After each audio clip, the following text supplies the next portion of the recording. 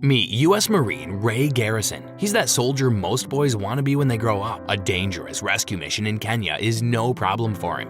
Roger that. Preaching now. He's able to neutralize the terrorists without harming the hostage, and the whole thing is over in a few minutes. After such a successful operation, it's only fair that Ray takes a few days off. He decides to enjoy the Italian coast with his beautiful wife, Gina. But his vacation takes an unexpected turn when he wakes up alone.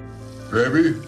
A note by the bed says Gina is only out to grab them some breakfast, but the sound of footsteps in the hallway tells a different story. Two armed men have just entered the hotel room. Of course, Ray is fully prepared to deal with such visits, but this time the surprise element gets the best of him. By the time he reaches the hallway, he's been injected with a paralyzing substance. The last thing he sees before blacking out is a cruel smile on the face of a stranger. Ray wakes up inside a walk-in freezer with a bag on his head. And that's not even the worst part. That same guy from the hotel hallway is there too, and he seems to think this is the perfect moment to show off his dance moves.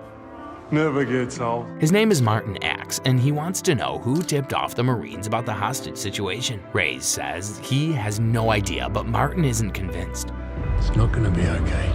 He uses Gina to make him talk. Ray is desperate now, and he swears that he really doesn't know anything. I can't answer because I don't know. Martin says he believes him, which is why he has no use for this happy couple anymore, so he just executes them both. Wait, that's it? The end? Not really.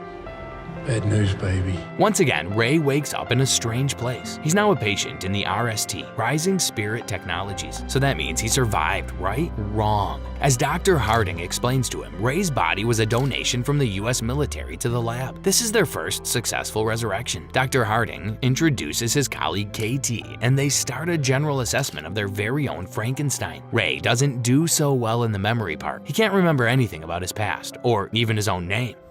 Tell me, do you remember anything? When he mentions a hypothetical family who could be worried about him, KT explains that all subjects are people who haven't been claimed by anyone. Totally ignoring how upsetting this is for Ray, Dr. Harding goes on with a cheerful tour around the lab. He explains that Ray hasn't only risen from the dead, but he's also some kind of superhuman now. All of his blood has been replaced by tiny robots called nanites. Biomechanical constructs.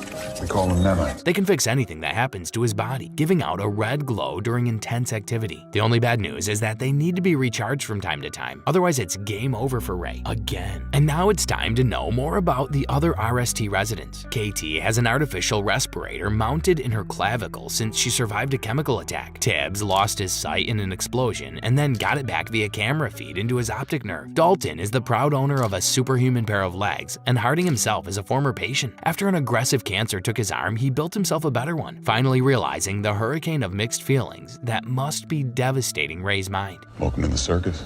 Dr. Harding tells him to get some rest. Will he be able to focus on his future? Yeah. His past doesn't seem ready to check out just yet. Some flashes of those last moments come back to him in a nightmare that wakes him up. So he hits the gym to try and relax. His first punch does a lot more damage to the bag than he expected, and then he decides to test his new fist against a concrete pillar. Why not? He also finds out that the dumbbells are a joke to him now, so he starts lifting the heaviest barbells as if they were maracas. But he's not the only weirdo training in the middle of the night. KT is in the pool, and her gracious movements almost outshine her ability to breathe underwater. Ray tells her about the nightmares and shares some of his concerns about the memory loss. Wish you could forget it again. She says he'll soon remember more and more. They're all damaged goods at RST, but they have learned to embrace that. In the kitchen, they toast to new beginnings. But at the first sip, something happens to Ray. He starts to relive those terrible last moments in detail, and he suddenly remembers it all. KT tries to stop him, but he steals a random truck in the parking lot and drives off. Dr. Harding is able to talk to him directly through the microprocessors in his brain, kindly reminding Ray that he is a multi-billion-dollar prototype. He urges him to turn around and get back to the lab at once. Claiming to have unfinished business, Ray just keeps going. The nanites give him unlimited access to pretty much anything online, including what should be classified. He uses that to download a manual and quickly learn how to fly a plane. Wow, this could be the end of YouTube tutorials.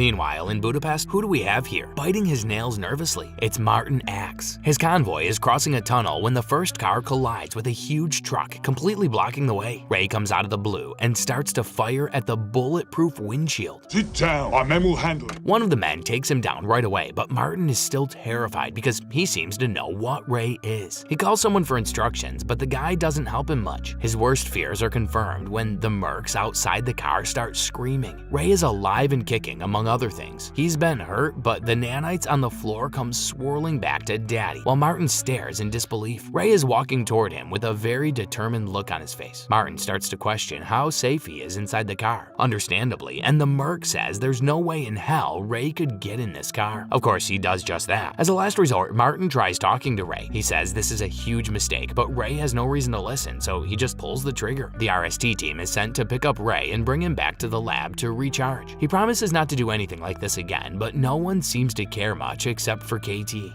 Yeah, I'm done too. And we find out why when they shut down all of Ray's motor functions at the lab. Just like all the classic villains we know and love, Dalton takes the opportunity to tell Ray all about their wrongdoings. It turns out that Gina is not even dead. You really believe she's dead? Those last 2 days of Ray's life were entirely made up by Eric, the tech guy at RST who's now making adjustments to the simulation. Not even the rescue mission was real. It was all part of the fiction designed to turn Ray into a weapon. His enemy's face changes into whoever is next on his hit list. When Dr. Harding starts to question KT's commitment, she snaps and says all of this is seriously messed up. He promises this is the last time. Their next target is Nick Barris, and Eric was able to locate him because of Martin's call from the car. So just when you thought these people couldn't get any worse, we find out that Ray's victims are actually former RST employees, including Martin Axe and Nick Barris. Apparently, Dr. Harding takes his own intellectual property a bit too seriously, so he needs to get rid of loose ends before going public with such game-changer tech. Eric initiates the simulation and everything happens again. Can you bring that up? Only this time, it is Barris who kidnaps the couple. KT obediently plays her part all the way. Everyone monitors Ray when he leaves the building to hunt down Barris and then flies a plane to England. What they don't know is that Barris is fully aware that Ray is coming to the address. He's actually counting on it. When an unknown vehicle is detected near the premises, he sends his men to the basement. There's a man named Wilfred Wiggins living there, and he goes upstairs with a mysterious case. At the RST, they watch the initial contact at the door. Ray calmly informs the security guards that he wants to see Nick Barris for revenge purposes. A few bullets after that, the guards believe he's really down and bring him inside just as he has planned. Eric is pleased to see this boy is so resourceful, but his chill attitude changes when he recognizes the man talking to Barris in the other room. Wilfred Wiggins is a legendary tech genius. He's a techie just like me. And he's telling Barris that he should have called him before. The device needs to be charged. He tells him which button to press, but he can only do that once it gets to 100%. Ray is already up and about now, so Barris gets hysterical. He tells his men to lock up Wiggins again. In the control room, Eric has more bad news. He has identified Wiggins' device, and it can produce an electronic magnetic pulse. An EMP, an electromagnetic pulse. Which is pretty much the only thing that could stop Ray. Dr. Harding tries the communication channels, but something is jamming their signal. He's muting you. Luckily for them, Ray gets to Barris before the device is fully charged. He once again ignores the claims that this is a big mistake and pulls the trigger. That's a great relief for the team at the RST. But moments later, they lose signal completely all of a sudden. Via satellite, Eric says there's not a light on for miles. That's because Wiggins has pushed the button himself, killing the power and causing Ray to collapse. Fully equipped with a generator and having obviously planned this ages ago, he restarts the new gun with electrical shock. Then, they tell each other everything they know. Furious to learn he's been manipulated like that, Ray gives Wiggins some of the nanites for him to reverse engineer. This is a chance for both of them to regain freedom. With a phone that was inside the fridge during the pulse, Ray locates Gina and immediately drives there. As soon as he starts moving, Eric warns Dr. Harding. He sends Tibbs and Dalton to retrieve him in London, both heavily armed. Ray may be expecting them to do that, but he surely isn't prepared for what happens when he finds his beloved wife. Gina is alive and well, but she's not his wife anymore. What Ray is mentally processing is just a few days apart from each other are actually the last 5 years. 5 years. and a baby girl. The poor man drives away, totally miserable. Maybe he needs a distraction, something like an RST war vehicle smashing his car all of a sudden. See, Gina's out of her mind now that he has to run away from Tibbs and Dalton and pretty much destroy half of London in the process. After a long and messy chase, Tibbs manages to insert a connection device into Ray and Dr. Harding shuts him down remotely. After they take him back to the RST lab, KT says she's had enough. She tells Dr. Harding that she won't be taking part in his crimes any longer. Then the good doctor turns off her clavicle respirator and watches her suffocate until she understands that walking out isn't an option. Good girl.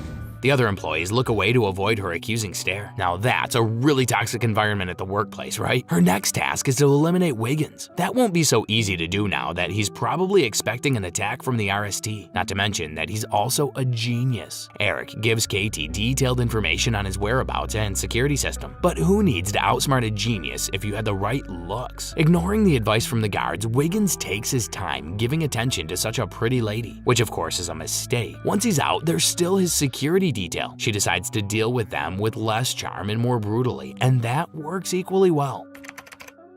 Meanwhile, Dr. Harding is having a little talk with Ray. Their surroundings are a bit unusual, and he explains it's a neutral space. This is a neural space.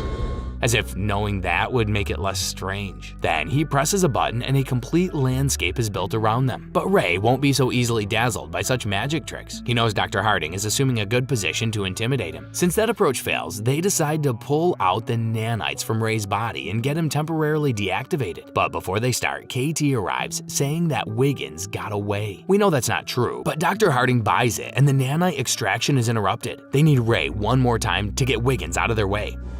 Wiggins got away. While they start running the simulation, KT sneaks out into another room. Dr. Harding starts to see some crazy readings, and Eric says something's altering the simulation. When Harding figures out it must be KT, it's already too late. She's inside the simulation, and she has her own magic button to press. Then, in the van parked several floors down the same RST building, Wiggins is instantly granted access to their system. Now, Eric and Wiggins engage in a coding battle to lock each other out.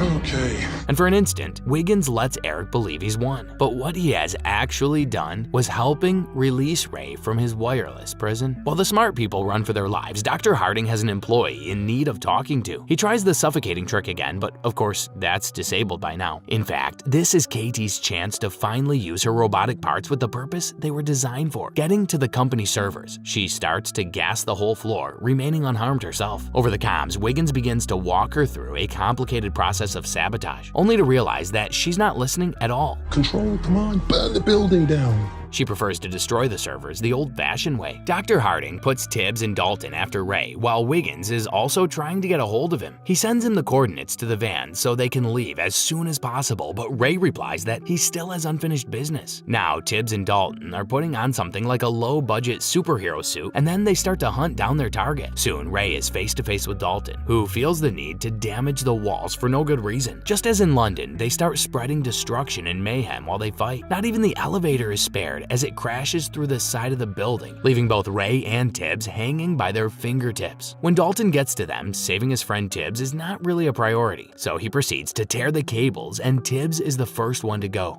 Dalton, what are you doing? Help me! Ray grabs Dalton before the fall and punches the suit out of him on their way down. Now there is only one person still labeled as Ray's unfinished business. Dr. Harding is trying to leave the scene by car as if nothing special had happened here today. Certainly the building is not on fire right now, and when Ray catches up with him, he still insists on his backward philosophy instead of, running for his life. When the intellectual superiority fails, he grabs a very big gun. Okay, fine. That's a bit more effective, but the nanites just run back in no time. Now, Harding's only hope is that he runs out of battery before he gets too close. And it's exactly what happens. But who said you need all this tech to blow up stuff? So that's it with Dr. Harding. Again, Ray wakes up in a different place, only this time he remembers everything. KT is waiting for him outside, and he tells her that the only thing Dr. Harding was right about is that your past can't define your future. We were doesn't have to define who we're gonna be. Wiggins is also there, and not only as a third wheel, he's the only one to ask a very important question. Isn't this a little too good to be true? And this is the end. This was a recap of the 2020 movie Bloodshot by Columbia Pictures, starring Vin Diesel and Isa Gonzalez. So what do you think of the ending? Are they really free now, or is it still a simulation? Let us know in the comments below with #CinemaRecap. Until next time.